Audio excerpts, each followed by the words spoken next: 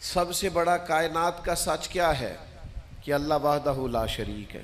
یہ کائنات کی سب سے بڑی صداقت ہے، سب سے بڑی حقیقت ہے، سب سے بڑا کائنات کا یہ ضابطہ ہے کہ اس مخلوق کا خالق، مالک، رازق اللہ ہے۔ لیکن اللہ کہتا ہے ادعو الی سبیل ربک بالحکمہ، کسی کو اللہ کی طرف بھی بلاؤ نا تو حکمت کے ساتھ بلاؤ، اللہ کے رستے کی بھی دعوت دو تو دانائی کے ساتھ دو، لوگوں کو اللہ کی جانب بھی بلاؤ تو تم معاملہ فہم بن کے بلاؤ۔ اگر ہم دانائی چھوڑ دیں گے تو بعض اوقات بات ٹھیک بھی ہوگی تو وہ نتیجہ خیز ثابت نہیں ہوگی۔ وہ کسی نے کہا تھا بات اگرچہ بے سلیقہ ہو کلیم، پر بات کرنے کو سلیقہ چاہیے۔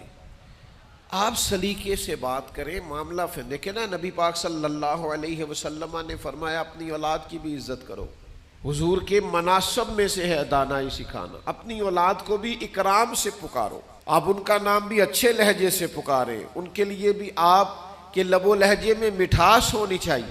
لیکن ہمارے ہاں یہ ہوتا ہے کہ بہت ساری جلد بازی، بہت ساری طبیعت کا الجھاؤ، بے چینی، بے قراری، ہر چیز کو سختی سے ٹھیک کرنے کی کوشش کرنا، ہوتی ہیں بعض چیزیں بھی سختی سے ٹھیک، لیکن ساری چیزیں سختی سے ٹھیک نہیں ہوتی۔ آپ نہایت معاملہ فہمی کے ساتھ، نہایت تدبر کے ساتھ حضور لوگوں کو دین کی طرف بلاتے تو بڑے کمال انداز میں سرکار دعوت دیتے، اللہ کا پیغام دیتے تو اس میں اتنی مٹھاس ہوتی کہ دلوں میں بات گھر کر جاتی۔ کچھ لوگ کہتے ہیں جی، وہ ان کا اپنا فلسفہ ہے، کہتے ہیں جی میں چونکہ سچا ہوں اس لیے کڑوا ہوں، میں چونکہ سچ بولتا ہوں تو سچ کڑوا ہوتا ہے تو لہذا اس لیے میں لوگوں کو اچھا نہیں لگتا۔ تو میں ان سے کہا کرتا ہوں بھائی سچ نہیں کڑوا، آپ کا لہجہ کڑوا ہے۔ کائنات میں سب سے زیادہ سچ مدینے والے محبوب نے بولا ہے، اور اتنا میٹھا کر کے بولا ہے، اتنا پیارا کر کے بولا ہے کہ حضور سچ بولتے جاتے تھے اور سچ دلوں میں اترتا چلا جاتا تھا۔ سچ بولیں لیکن خوبصورتی سے، لیکن محبت سے، لیکن دانائی سے۔ یعنی ایک صحابی آئے تو ان کے چہرے پہ بڑا جلال تھا اور ان کے لہجے میں بڑا غصہ تھا، اور وہ بڑے بے چین اور بڑے بے قرار تھے کہ یا رسول اللہ میں ان مشرکین کو چھوڑوں گا نہیں۔ حضور نے فرمایا کیا ہوا؟